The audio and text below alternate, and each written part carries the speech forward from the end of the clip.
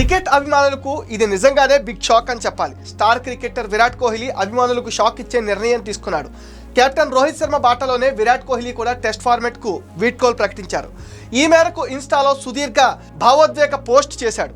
అతడి test retirement పై వస్తున్న ఊహాగానాలు నిజమయ్యాయి. విరాట్ కోహ్లీ ఇప్పటి వరకు 123 టెస్టుల్లో 46.9 యావరేజ్తో 9,230 పరుగులు చేశాడు.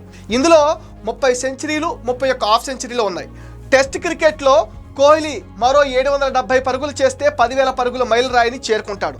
ఒకవేళ అతడు ఇప్పటికిప్పుడు సుదీర్ఘ ఫార్మాట్కు వీడ్కోలు పలికితే 10,000 పరుగుల రికార్డుకు దూరం అవుతాడు.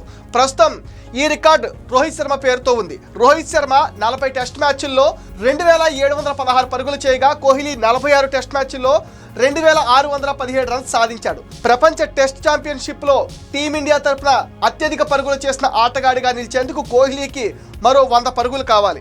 రోహిత్ శర్మ టెస్టులకు దూరమైన నేపథ్యంలో కోహ్లీ కూడా ఆడకపోతే ఇంగ్లాండ్ పర్యటనలో భారత్ అనుభవం లేని జట్టును దెబ్బతీస్తుందని భావించిన బీసీసీఐ అతన్ని వారిస్తున్నట్లుగా వార్తలు వస్తున్నాయి.